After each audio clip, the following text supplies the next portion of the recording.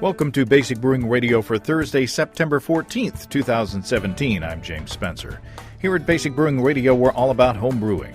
This week, Jennifer Talley, author of Session Beers, Brewing for Flavor and Balance, gives us tips on how to make lower gravity beers that don't fail to satisfy and have us coming back for more. If you go to basicbrewing.com, you can find archives of our audio and video shows, our DVDs, brewers' logbooks, and other basic brewing gear. You can follow me on Twitter and now Instagram at Basic Brewing and find our show page on Facebook. Thanks again to everybody clicking on the Amazon.com associate link on our basicbrewing.com site. Whenever you think of Amazon shopping, think of us first. Go to basicbrewing.com, click on our ad on the right-hand side of the page. It won't cost you any extra, and you'll be helping us to bring you the show, and we greatly appreciate your support there. And you can also find associate links for Brew Your Own magazine and the American Homebrewers Association on our site as well. We have a cool Basic Brewing app on iTunes and Amazon.com, and we're found all over the place where fine podcasts are served up. And if you do us the favor of rating us on iTunes and maybe leaving a nice comment, that'll help new listeners find us. And you can do that for the video show, too, while you're doing stuff for me. If you want to put a tip in our tip jar, some coinage in our virtual guitar case, you can go to basicbrewing.com/support, and thanks to everybody who's done so already. Last week, I mentioned we were sending positive thoughts out to our friends in Houston because of Harvey. And this week, we're thinking of everyone in the path of Irma. What a huge, widespread path of unpredictable destruction. Islands in the Caribbean essentially wiped out, massive devastation in the Florida Keys, flooding, wind damage, and power outages all over Florida and up into the southeast. Man, just a whole lot of rebuilding that's going to have to be done. Not to say anything about the loss of life as well. So all our best to those who have been hurt or displaced and continue to be. On a more positive note, let's take a look into the mailbag. Mead maker Ryan Richardson, whom you've heard on this show, he writes, was just listening to your most recent episode and you asked if any listeners had made dark 15-minute beers. I have, says Ryan. I made a 15-minute stout. I first cold steeped 4 ounces of roasted barley and 4 ounces of chocolate malt for 24 hours. I then heated the water up and boiled 6 pounds of dark liquid malt extract and 1 pound of dark dry malt extract for 15 minutes. I used an IBU calculator to help hone in the hops I'd need to achieve my desired result. For me, it was 2 ounces of Magnum added when I started heating the water and 1 ounce of cluster in the whirlpool. Turned out great, Ryan says. Keep in mind, I don't brew to style, I brew to taste, so while this may not perfectly fit the BJCP description, I like it. The Magnum hops provided a clean bitterness to offset the sweetness of the roasted malts, which were accentuated by the cold steep, and not have it keep into sweet stout territory. And the late edition cluster hops provided some nice spicy/floral aroma. Cool. Thanks, Ryan. I brewed up a 15-minute beer myself this week in response to that email last week saying, and I think it was Joe who asked if we could do another style other than pale ales with a 15-minute technique. I decided to go Belgian this time, so I used Bavarian wheat and Gold Pills Vienna liquid malt extracts along with golden candy syrup and 2 ounces of Mandarina Bavaria hops. All that went into the boil for 15 minutes, and after that I chilled and pitched the Imperial B56 Rustic yeast. And I'm hoping it will come out like a Saison. The airlock sure smells good, and I'm always amazed at how fast those 15-minute brew days go. I shot video, and I'm planning to do a Basic Brewing video episode with all the details.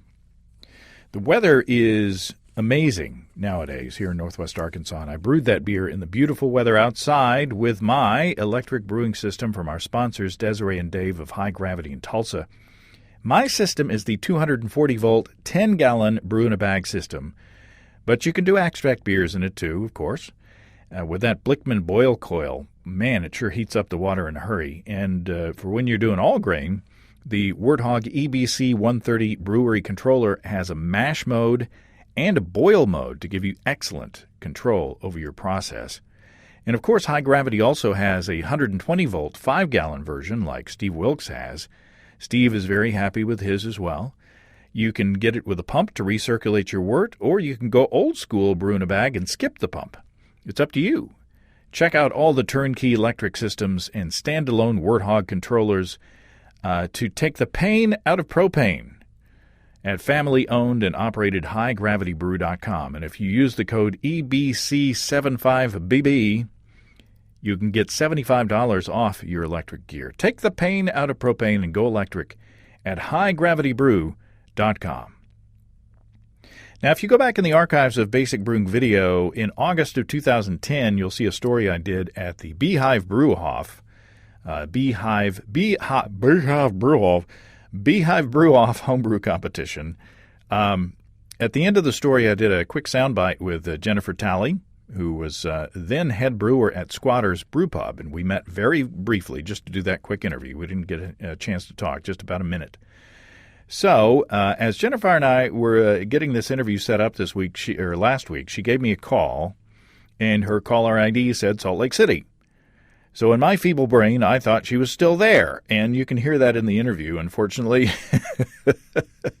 However, since being at Squatters, Jennifer has been very busy. She has worked at Salt Lake Brewing Company, Red Hook, Russian River, and is now in brewery development at Auburn Ale House, and is also an examiner for the Master Cicerone exam and works as a consultant in the brewing industry. So I apologize for being clueless. Luckily, Jennifer is not, and we had a great conversation about session beers. Jennifer Talley, welcome to Basic Brewing Radio. Thank you for having me today. We were talking before we started recording. You and I met very briefly for about 60 seconds about 7 years ago after a homebrew competition there in Salt Lake City. So it's good to talk to you again. Yeah, you too. I remember that event well, and over at the Bayou, and I think it was a homebrew competition, if I am not mistaken. Yeah, it was the second competition in the state, second legal competition anyway, after homebrewing was legalized there. You, being a professional brewer at Squatter's Brew Pub, you are sort of mandated by law to know a whole lot about brewing session beers, right? Well, I guess you could say it that way. I think they're more concerned, the law is more concerned in Utah that the beer on tap is 4% ABV. A lot of people say 3.2, but as we all know, that's alcohol by weight. And the rest of the United States and the world functions under the alcohol by volume system. So I was always educating people in Utah. It's 4% by volume, alcohol by volume. So they mandated that that's what we kept our alcohol at. I don't think they cared how we got there, just that we didn't break their law. That's what their concern was. And that's just beers on tap, right? Just beers on tap, correct. And so the first, I want to say, and I might be a little inaccurate on this, first 15 years of my brewing career there, I literally only brewed 4% ABV beers. It wasn't until the last 5 years I jumped into the world of sours and higher alcohol beers and bottled beers where I could have higher alcohol. But I was just on draft the first, 14 to 15 years I was there. So how did you see that? Did you see that as a hurdle or as a constraint? Or did you see that as a challenge to approach creatively? How did you look at that? I like that question because I was 21 years old when I got the job, so I didn't have anything to base it off of.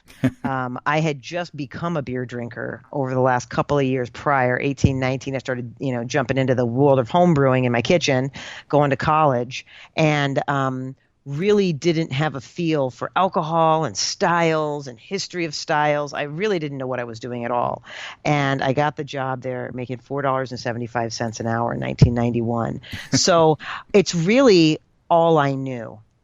I didn't know really anything else until after a while I was like, wait a minute, so it's only 4%. Okay, well, I started going to the Great American Beer Festival, and I started going to conferences, and I started drinking all these other beers with different alcohols and looking at other styles and realizing that they warrant other alcohols, and didn't really realize that I was handcuffed to this parameter, initially. And then instead of, it keeping me down, I just used it as another tool in the tool bag to just get more creative and try and make the best of it and supply the community of Salt Lake City and Utah with the best session beer I could possibly make.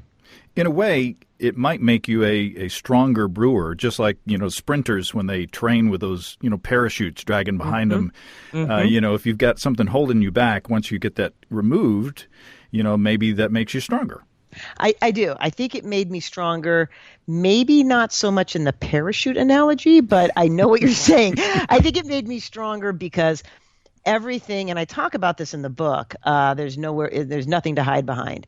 Alcohol is a major flavor constituent of a beer, and when you don't let the brewer have a lot of it in their beer, then everything is right up front on your palate. Your hopping rate, your malt, any off flavor that might have come out of fermentation, if you didn't plan for that, or something went awry, maybe with your oxygen, or who knows, maybe your yeast count.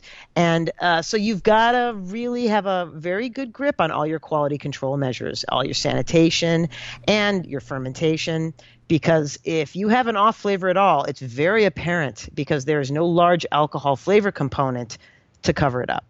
So I guess before we get too much further down the road, since you wrote a book called Session Beers, Brewing for Flavor and Balance, I guess we should define what a session beer is. And in reading your book, it sounds like it's not as easy as I once had thought. It's not, because session beers are inherently what we say low in alcohol. Well, that's a vague statement. What is low in alcohol? Obviously, everyone knows 3% is. Anything below that, 3.5, 4, 4.5. You start to touch 5, and people say, "Well, no, wait a minute. Where's the line?" So you have to draw a line in the sand, I guess, for having a definition. So the line has been drawn by the Brewers Association for the session beer category at GABF and World Beer Cup at 5%. But it would be very hard to tell me that a 5.1% ABV German Pilsner that was made, very, very well and tasted extraordinarily wonderful is not a session beer. But for lack of a better line in the sand, it's at 5%. But that's not all a session beer is. A session beer can't just be lower in alcohol, below 5%. It also has to be high in quality. Because if you don't have a high quality beer, then you don't want another one. And the key component of the definition of a session beer is you want to keep having more of the same beer. Thank you, I'll have another, is really the tagline on a session beer. It's one that you can drink all evening long and keep going back for the bar, and not wanting to change your order. So by definition, it has to be low in alcohol, and it also has to be high in quality. So a lot of people may be thinking out there, I like 7% IPAs, and I can drink a bunch of those. I can keep going back for those. What's the difference? Well, they're not low in alcohol. A session beer really does need to be low in alcohol to fall underneath really this, this definition that we're really coming up with, over these last, I would say last 10 years, really trying to have it take hold. I would not call a 7% IPA a session beer because it's hard to drink more than 4, I would say. I mean, I guess some people can. There might be some listeners out there, and kudos to you for being able to do that. I cannot do that, and I would say, and I'm generalizing, and we are generalizing here, and I get that, but the general public. Okay, not the amazing beer experts that probably listen to this show, I'm guessing, that have, probably honed their skills on how many 7% IPAs they can drink in a night. But the general public, usually doesn't sit down and drink, 4 plus 7% beers.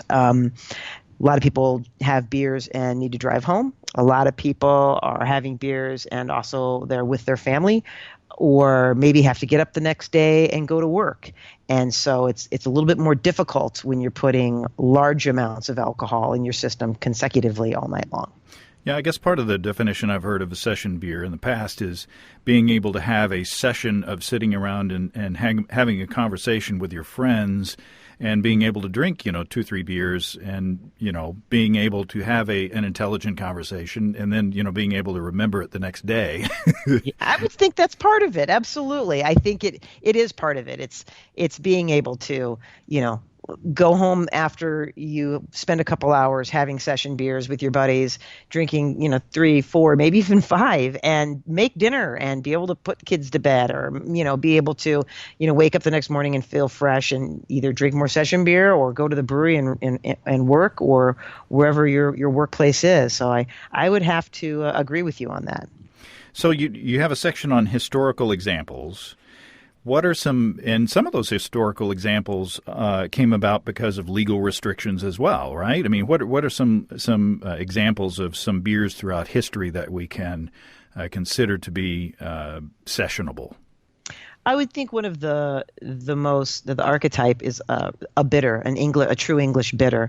And when the Free Mash Tun Act of 1880 came around, it shifted taxation from the raw material side to based on how strong the beer was, the strength of the wort, and then apparently then the final beer, the stronger the wort, the more alcohol you're going to have in there. And so the brewers caught on to this, and therefore the gravities dropped because they realized they could pay less taxes and then also drink more beer. So the classic English bitter is a great example. From Ireland, you've got the Guinness Dry Irish Stout, only about 10 million pints a day, I think Garrett Oliver said in his book that he edited, the Encyclopedia of Beer.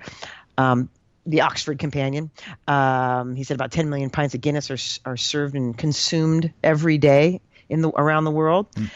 In Germany, you've got so many examples. There's some great examples of Weiss beer. Now, Weiss beer also tips over into the lower 5s, but you will find some Weiss between 4.5% and 5%. And you also have the Kolsch. And once in a while, you'll find an alt beer made between 4.5 to 5%, and Schwarz beer, one of my favorite black lagers. So over about 90% of all the beer brewed and consumed in Germany they call Voll beer, which is 5% or below. So there, in Belgium you have table beer, or you have Belgian wit. So there's wonderful examples all over the world. And one example that you spend a bit of time on is Budweiser. Absolutely, and the American lager. And in that section, you kind of give it a defense. Would you say a defense of using adjuncts, and specifically rice and corn? I would, and it was really, really neat to come to that, because I had to start. I had to make my own decisions about that, and I spent a lot of time talking to Jim Helmke over at Yuengling, and talking. A lot of people believe the reason why adjuncts ended up in the American premium lager was always based on the economy, the economies of scale, and not the economies of scale, but the economics of it, the inexpensive, the cheapness, I should say, of corn or rice. But that is not why it happened. And it became fascinating to me to research and to learn about the roots of how this German-born brewmaster came over to America, and he loved Helles, and how it transformed into the American premium lager it is today. And I actually found it really fascinating. And as I dove into it, I was learning myself on really what happened. And I thought the story needed to be told, because I think a lot of people, and especially a lot of people in the craft world, really bag on macro beers, and because of, they are very not as flavorful as our craft beer. And I've been a craft brewer for 26 years, and I would absolutely agree with that. And you find my refrigerator, you open it up, you find IPA and Kolsch and stouts and porters and all sorts of fun things in there. You don't find a case of Budweiser. However, I thought it was a fascinating story on why it started and why the adjuncts ended up in the beer. And it is one of the most consumed session beers of America. It is the most consumed session beer. So to write a beer book, even though it's from a craft brewer on session beer, and not talk about adjuncts or not talk about, the American Premium Lager, I thought was, you can't do that. You have to talk about it. So that was actually one of the that was a really fun section for me to research and write on. Now, today, even craft brewers, it seems like that there for a while, spurred on by beers like Arrogant Bastard and, these beers that really, push the envelope and were as big and as wild and as hoppy and as whatever as Americans tend to do. It seems like the craft brewing world is swinging the pendulum back. While they're still brewing big and adventurous beers, there is it seems like a movement to get smaller, and you talk about those as well. Yeah, I think you could almost call it the lifted truck era of craft beer. We kept, putting, bigger tires on the truck and lifting it up and whatnot, and I was definitely, I was brewing during that time, and I in Utah, which was wild to see because here they were, all these, I think we call them extreme beers, right? Happening around me. And here we are brewing our 4% beer going, I kind of like, these beers that we're making. Yes, I do think the pendulum's swinging a little bit, and history does often repeat itself. I think at the beginning of craft and late 80s, early 90s, mid 90s, we were very scared to be like the macro brewers, and none of us would use adjuncts, and nobody would, if you didn't have to brew low alcohol, you didn't, because it kind of made you like the macro brewers because they were always at 5% or below, really, for most of their products. So we're always trying to separate ourselves because we're craft, we're different. I get that. That makes total sense. Using all this high quality ingredients and focusing on different fun hopping and things like that. And so one of the ways we differentiated ourselves prominently was that alcohol, and bigger is better, and we just kind of got on this track, and it was fun, and it was cool, and it was fun for a while. But I do think, what is old, can become new again, and now we're seeing, lower alcohol being more accepted in craft. I think the session beer by Full Sail had a lot to do with that. It's like, it's called session beer, but it's made by Full Sail, and they make all these great ambers and all this other stuff. And so I guess it's kind of cool, and it's, and then retro became cool, and PBR is now cool with the younger generation of drinkers. So it's really fascinating to watch how what was once not acceptable has now becoming acceptable. And you're absolutely right. I think the craft brewers of today are brewing a lot more session styles and also, session beers. One, maybe they want to have more in their refrigerator because they like to drink. That's one thing we all share in common. We like to drink a lot of beer, and it's easier to drink a lot of lower alcohol beer than it is higher for the most part. Now, you've got a lot of recipes in the back of the book, in the last section of the book. So talk about your approach to coming up with a recipe. You had sort of an analogy of when you had to evacuate your family from your house. And I thought that was really interesting. I'd never heard that kind of thought process before. Talk about that. How do you approach coming up with a recipe, especially for a session beer? Well, the simple way, there's two ways I do it. The simple, down and dirty, easy is I always work in percentages. So when it comes to the grain bill, I'm always thinking about, I work in percentages. So that way, when I talk to homebrewers, doesn't matter if you have a 100-barrel system, a 5-gallon system, doesn't matter. You say, I put 85% two-row in it. Everybody understands what 85% of the grist bill two-row is. So that's kind of how I approach, building the grist. But I think more what you're asking is how do I envision that beer? I start also with the end in mind, and I talk a lot about that in the book. I envision myself drinking the beer I want to make. So I work backwards I also read magazines this way too, for I don't know why, but I read the magazine from the back to the front. Some people do this. So, I always think about what is the beer in the glass that I'm drinking that I finally want to come up with. Okay, well, if I want it to taste like this, then I'm going to need to have this kind of malt. I'm going to need to have this kind of hops. I'm going to need to make sure I do this or don't do that. The flavors from the yeast need to be this, therefore that it needs to be my yeast selection. But I start with the vision and the taste profile, and I back into it. That's one technique. So I really put the vision in my mind and on my palate, and maybe taste other people's examples too. It's a great way to go. I talk about Mark Twain's quote as the kaleidoscope of glass. There's really no new ideas. It's just a kaleidoscope of old pieces of glass that we continually shift around and move in different ways. So it's not like a Kolsch has never been made, or some of these beers have never been made, or so I kind of start with what's out there. And if it's something completely new, then I just have to hope I know what I'm doing, and back into it. I think about the bitterness that I need to give to the beer depending on the style and things like that. I also work in percentages. With the evacuation, finally, the more kind of advanced piece of my recipe building is the process. And the process has to be very sound and tight, because you do not want anything in that beer that you don't intend to put in that beer. And the worst thing you can get in your beer is an off flavor. That happens in fermentation. That happens if your process is not tight, if you're not in tune with your sanitation, in tune with your oxygen levels, where they need to be and what they need to be at, in tune with your pH. There's a couple small rules of thumb that, if are paid attention to by whoever is brewing, can really make or break your beer, because you're reducing, limiting, or completely, getting rid of any potential, off flavor that could come into your beer, evacuating your beer of anything that you don't want in there except for what you want. So it's important to have your process tight. Yeah, I guess to sum up the analogy, when you got your family in the car and you got their favorite a few things in the car, and you got your family photo albums and your things that you thought were really important in the car, you looked around the rest of the house and said, this is kind of extraneous. Yep. These are the important things that you wanted in your car, to take away in case the rest of it went away. And I hope it didn't.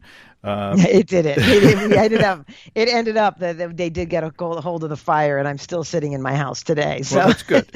Yeah. In this time when we're thinking about those people in Houston and Florida, yeah. and I'll be putting this out next week, and we don't know what's going to happen in Florida. But yeah, it's a timely analogy, I guess. Yeah, absolutely. So let's dissect the beer.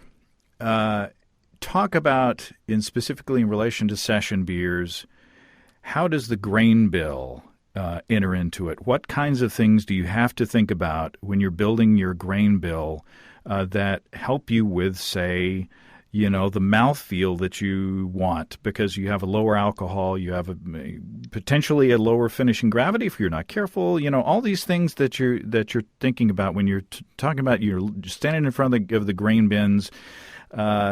What leads you there? As far as the grist bill goes, I always like to use a good heavy hand of Munich malt. Vienna malt can work as well, but I really like Munich 1. It's about 9 to 10 levy bond, and I'm anywhere between 10 and 20% of my grist charge is Munich malt. It helps really build up a body of a session beer, especially when they were at 4%, because 4 is a lot different than 5. And I really used to talk to my other fellow brewers in Utah. I was like, God, man, couldn't they just make it 5? Couldn't they just make it 5%? Because I think 5% is just a beautiful alcohol. 4.5 to 5% is just a beautiful alcohol range. 4 is, we did it, and we did a very good job of it, but I would dream at night of just wanting it like half a percentage more. So Munich malt was always filled my grain room, because I used a lot of it in my beers. And then also Obviously, all high quality malt. I didn't use any adjuncts when I was at Squatters. I just recently used an adjunct for the first time in a American Premium Lager that I made over at Auburn Ale House. I used flake rice. It was really, really interesting to use and how it lightened everything up and the color and everything. So Munich malt was a great way to go. As far as the water goes, well, first of all, your pHs have to be spot on, just like they would be for any brewing, for your mash pH and especially your ending runnings. When you're running over to the kettle, make sure your pH doesn't rise above 5.75. It's important to keep that astringency at bay and not to bring that over into the kettle. I like to use calcium chloride. It really makes for a rounder mouthfeel. Doesn't dry your beer out as much on your palate, and it really can lift up a lower alcohol beer and give you a nice fuller mouthfeel when there's the absence of alcohol. That was another, I wouldn't say trick, but another thing that I was paying attention to was where my salt was, where my pHs were. Also, making sure you don't have too much bitterness in that beer. It's so hard because we're such a lover of hops, and I am as well. I make tons of IPAs, double IPAs, and triple IPAs up here in Northern California now, and I love hops, but I was when I was brewing 4%, I realized how undrinkable they made these 4% beers if you didn't watch how much bittering units you're putting in there. So there is pretty much a limit in my mind. If you go over about 45 and you go up into the 50s and 60s, it really makes it very difficult to drink a 4% pale ale or IPA, session IPA that has too much bitterness in it. Save your hopping for your dry hopping and for the aroma. That was also another really, really important technique that I learned. And you also talk about it in the book that even with adding hops late in the boil or late, in the process, dry hopping, you're still going to get some sort of bitterness out of those hops, even though if you put them into an IBU calculator, it's not going to show up. Well, those IBU calculators, wherever you're getting them from, should show them up because your utilization rate on anything above 175 Fahrenheit really needs to be 5 to 10%. I mean, everyone's system's different, everyone's kettle's different and everything, but my experience has been you are getting bitterness there in the whirlpool. You are getting bitterness at knockout in the last 5-minute hop addition, and a lot of people don't calculate for that. And there's a technique of hop bursting, I think people call it, where they're throwing just tons of hops at the very end. And my experience has been with session beers, if you are driving like 45 to 50 IBU or higher, and you're throwing them all in at the end, it makes for a very harsh type of bitterness. There's a quality to bitterness, and all bitterness is not equal. And I think we've only scratched the surface in hop research on explaining and understanding why hop bitterness is not all equal and how there is harsh bitterness and more pleasant bitterness. And I'm not a hop chemist, but that area of study and research by OSU just fascinates me because I think the best session IPAs, and I believe the best IPAs have not been brewed yet because I think we don't fully understand the nature of bitterness and isomerization of alpha acids and on how the synergy of that works. I mean, we understand how isomerization of alpha acids happen, but the synergy of bitterness and how it gets into the wort and when it's added and then how you experience it in your finished beer and how it interplays with dry hopping. I think there's a lot of room for growth in our research in that area.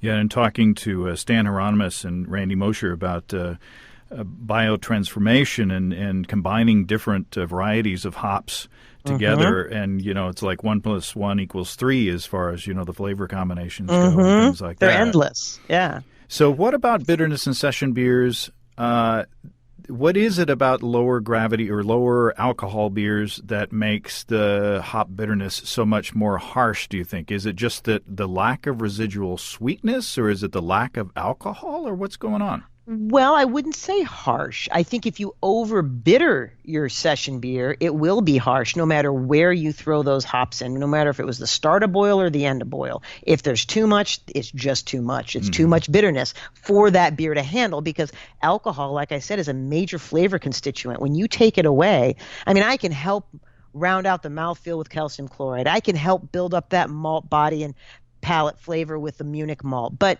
nothing replaces the power of the flavor component of alcohol. It helps to create mouthfeel. And when you take that down to 4%, 4.5%, then you can do all these other things to help build it up, but you can never quite get there. So you still have to keep your eye on bitterness. So I think, that I wouldn't say, if you need to keep your IBUs in check, and then you also need to pay attention to where you're driving your bitterness in the boil. I think they're two different schools of thought. What's your thinking on crystal malts and other specialty grains? Because there's one approach that I've talked to people about in the past about making low alcohol beers, in that they use, like a bunch of crystal malts to maintain some residual sweetness in the beer, so that it doesn't taste so dry, or it doesn't taste so small.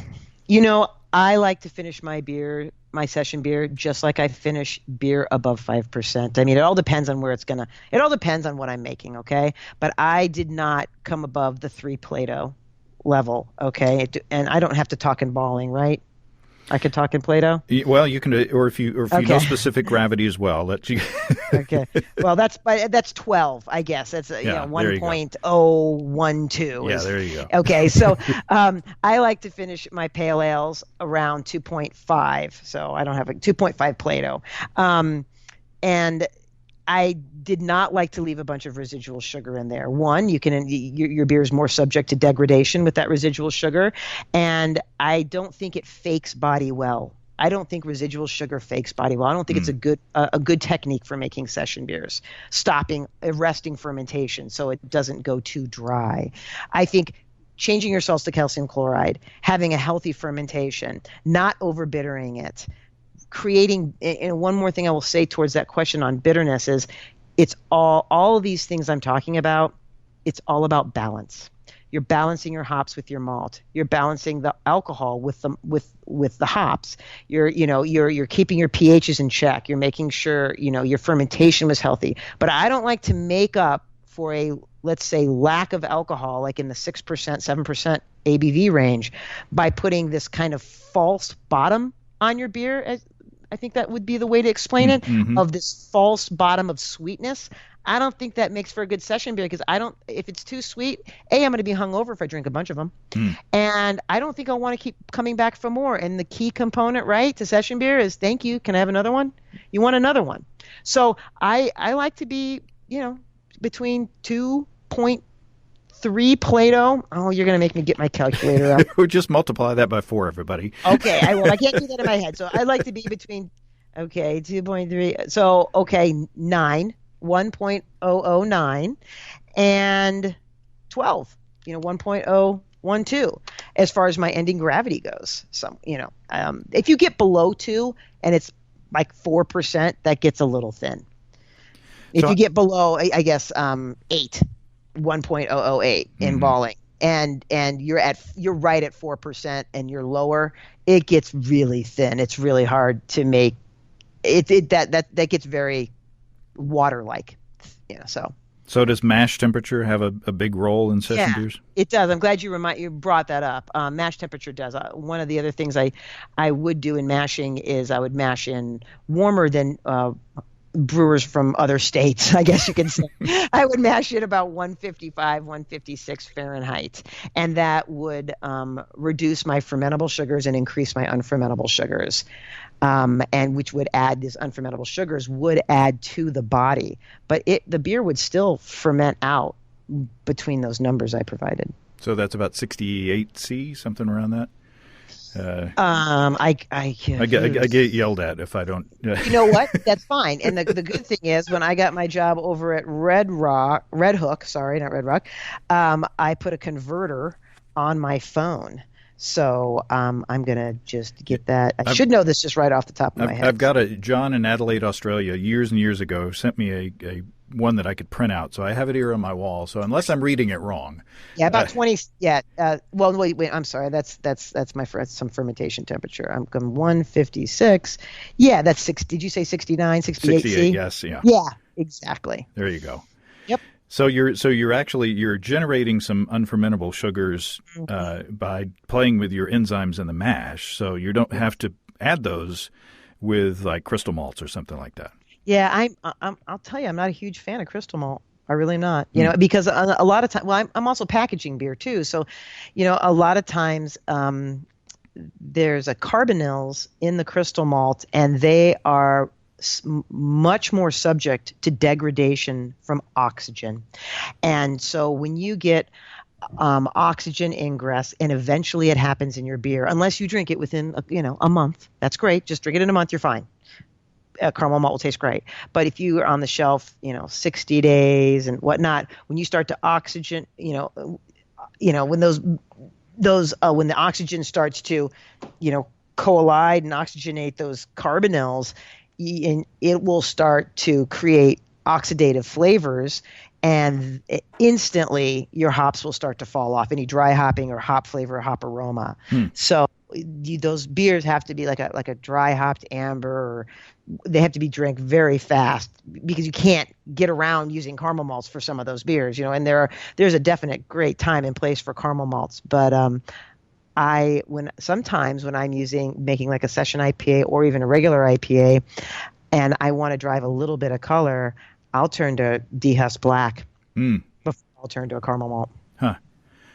So you don't get the sort of roastiness in there, but you do get the color? Exactly. You talked about the shelf stability. One of the positives for using rice or corn, if I recall correctly from the book, Correct. Yep. is shelf stability. And if you're going to ship, across the country for the first time, historically, you want a beer that's going to stand up. Absolutely. Yeah, absolutely. It does help with the shelf stability.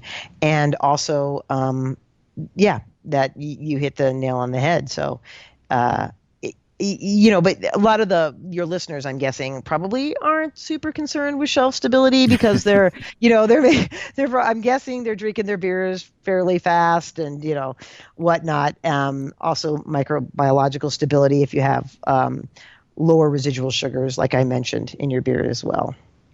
Yeah, a lot. As far as that goes, one of my bigger questions is, I'm brewing X beer. Can I cellar it for a while? And most of the time, my answer is no. Go ahead and drink it. Unless Right. it's a big, barrel aged beer or a sour that may get more interesting over time. Beer's meant to be drank. Yeah. Yeah, especially if it's a nice hoppy beer. Oh yeah.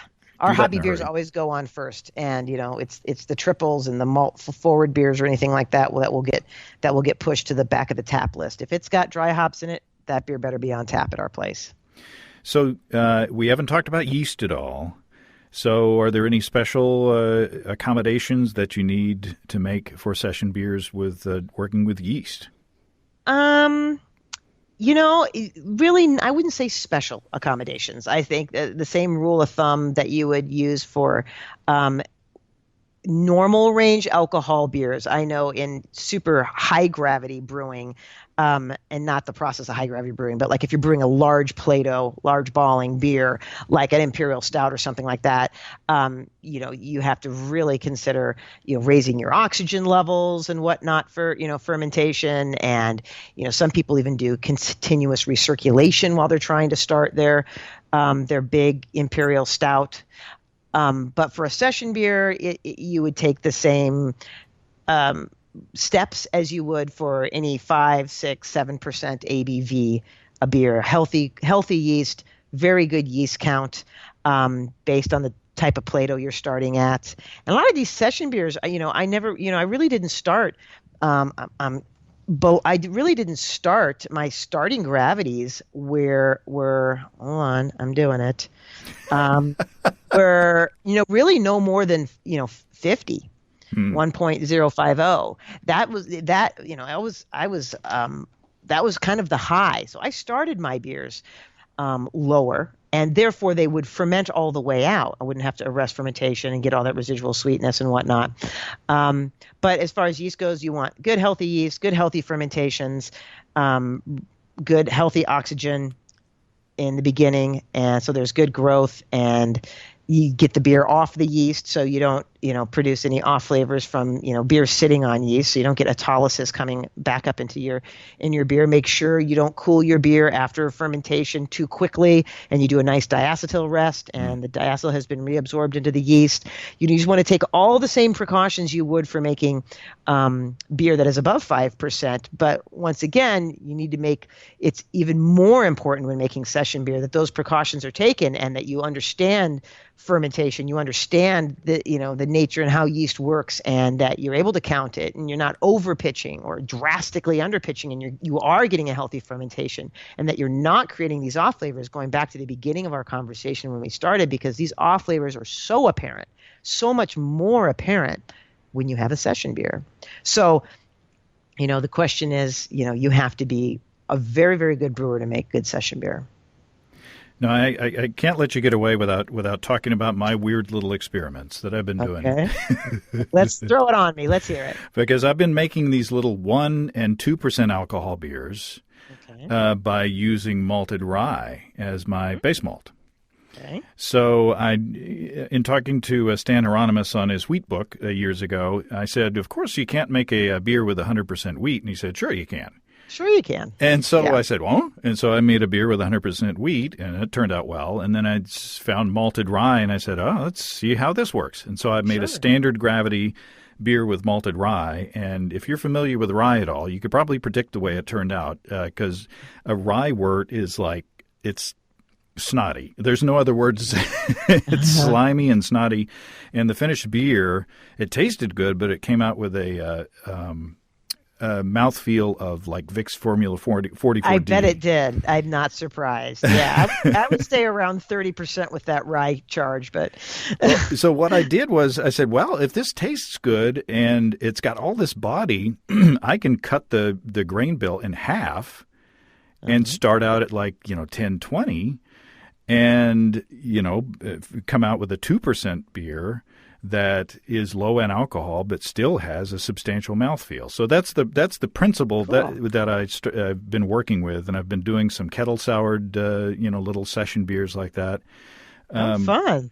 So there may be some tips and tricks out there, that homebrewers may stumble onto that. Those are great. Those are great things. That's fascinating. I've never played with rye in that large capacity, but that makes a lot of sense. And I would encourage your listeners that are interested in these, 1, 2, and 3%, ABV beers to give that a try. That sounds fantastic. Well, I do brew in a bag, so I don't have to worry at all about having a stuck sparge at all. Okay. So 100% rye beer commercially, maybe not feasible. I've heard of it done a couple of times, where they used a ton of rice hulls, but yeah, the brew in a bag technique opens a couple of doors that others may not have. Cool. So in typical me style, I've worked the conversation back to me, and so hey, it's your show. You do what you want. When I make my beer, it usually is something I want to drink. So I applaud you for that. So this has been fun, and the book is good. I recommend. All Brewers Publications books have been good that I've gotten. So I have to disclose that they sponsor the podcast occasionally, but fine, that's good. Regardless, so Session Beers, Brewing for Flavor and Balance. Jennifer Talley, look for it either online or in bookstores. And Jennifer, I appreciate you taking time out. Absolutely. Thanks so much. And I hope to see you again, maybe at GABF. Well, thanks again to Jennifer. In the back of the book, as I said, there are several recipes, or many, I guess, recipes, most of them clones of tasty commercial session beers. And one that especially has my attention is Jennifer's Dry Irish Stout. It sounds like a really tasty fall beer. And at 4%, I bet you can drink a bunch of it. If you have brewing questions, show suggestions, or just want to say howdy, write to James at basicbrewing.com, or just fill out the contact form on basicbrewing.com, and please don't forget to tell us where you're from. Check out our support link where you can throw a couple of bucks into the tip jar by subscribing financially to our podcast. Be sure to check out our DVDs, Extract Brewing and Partial Mashing, Stepping into All Grain, low-tech lagering and decoction mashing, and introduction to wine kits. You can find them all on our site. Get a free Basic Brewing bottle opener with any DVD combo. You can check out our Basic Brewing shirts in the store as well. You can find our logbooks where you can track and log up to 50 batches of beer. Check all that out at basicbrewingshop.com. Thanks to everybody who's continued to click on our Amazon.com link. We appreciate the support there. Our featured products this week that were purchased through the link are Book Factory Leather Wedding Guest Book. Cool. Congratulations. And Griffin Elevator Stand for Laptops. Thanks again, everybody. And remember, I can't tell who bought what, so no worries there. Just click on the Amazon.com logo on our site the next time you feel like Amazon shopping. We greatly appreciate your support. Don't forget you can also join the American Homebrewers Association and subscribe to Brew Your Own magazine through the associate links on basicbrewing.com. So until next time, until then, thanks for listening, everybody. I'm James Spencer. Production help for Basic Brewing Radio and our website is provided by Kelly Dodson. Basic Brewing Radio is a production of Active Voicing. We'll talk to you next time, everybody. That's all, folks. So long.